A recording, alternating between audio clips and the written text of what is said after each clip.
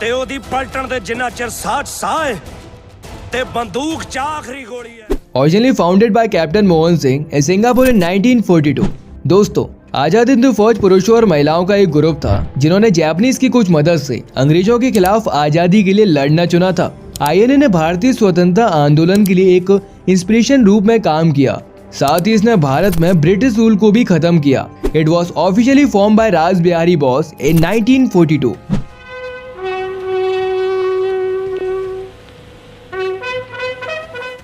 और आईएनए की जिम्मेदारी 1943 में सुभाष चंद्र बोस को दी और यहाँ से शुरू होती है आजाद हिंद फौज की शुरुआत।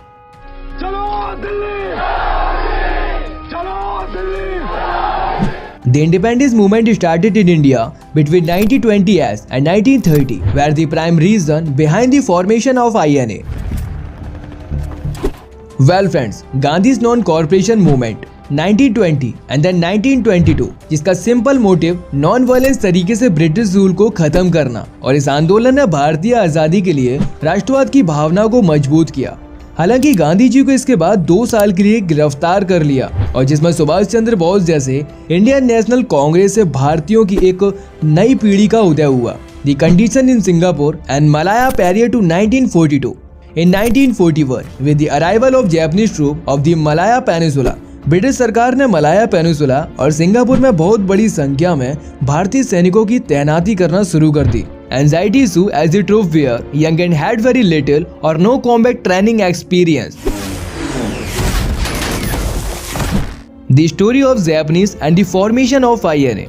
और दोस्तों, इसमें सितंबर 1941 की शुरुआत में जापानीज द्वारा एक योजना बनाई गई, और जिसमें मेजर इजवाइजी फुजिवारा को जापानीज गवर्नमेंट ने इनिशिएट एफर्ट शुरू करने के लिए बैंकॉक जाने का काम सौंपा। As a first step, Fujiwara ने highly popular and controversial Indian nationalist Pritam Singh की तलाश की, जो कि गिरफ्तारी से बचने के लिए भारत से एक समय पर भागकर यहाँ आ गए थे। और प्रीतम सिंह ने फुजिवारा को आश्रित किया, और इसके अलावा Japanese army and British Indian army अपने देश को अंग्रेजों की चंगुल से मुक्त कराने में मदद करनी चाहिए। और जिसके बाद जापानीज सैनिकों ने साउथ थाईलैंड से मलाया की ओर जर्नी शुरू की, और जैसे ही आर्मी नॉर्थ मलाया की ओर बढ़े, वे पंजाब रेजिमेंट के 1.5-14 ब्रिटिश सैनिकों को पकड़ने में कामयाब रहे। And then Mohan Singh was tasked by Fujiwara to manage by pope and maintenance law and the order in the area.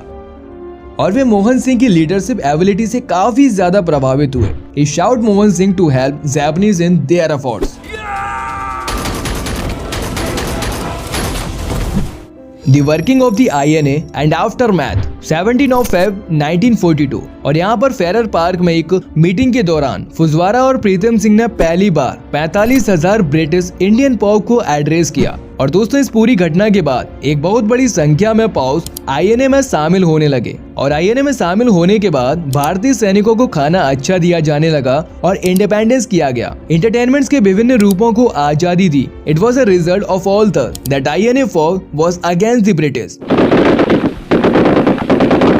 और फिर दोस्तों, आजाद हिंद फौज अंग्रेजों और उनकी सहयोगी सेना के खिलाफ विभिन्न सैन्य अभियानों में भाग लिया। एंड देन 1942 एंड देन 1945 के बीच बर्मा और इस्माइल कोहिमा की लड़ाई में अनेक योगदान के लिए जाने लगे। The downfall of the Indian National Army are the reason behind it. Although the prevailing economic condition and the insufficiency of the Japanese forces are considered as a prime reason behind the downfall of the INA, a multitude of factors contribute to the fall of the Azad Hind Fauj।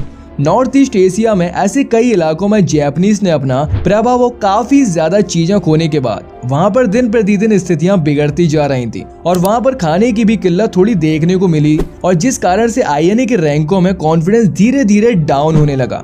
1944 में Imphal disaster की खबरों ने भी काफी ज्यादा परेशानी बढ़ा दी, और जिसे एक बहुत बड़ी संख्या में भारतीयों ने आईएनए को छोड़ना ही शुरू कर दिया।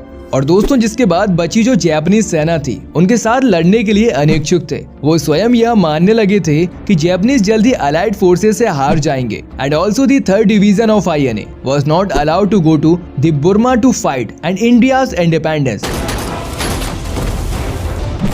और दोस्तों, यह सब देखकर सुभाष चंद्र बोस 1945 के बीच सिंगापुर लौट आए और आईएनए को पटरी पर लाने की बहुत ज्यादा कोशिश की, लेकिन उससे पहले बहुत देर हो चुकी थी।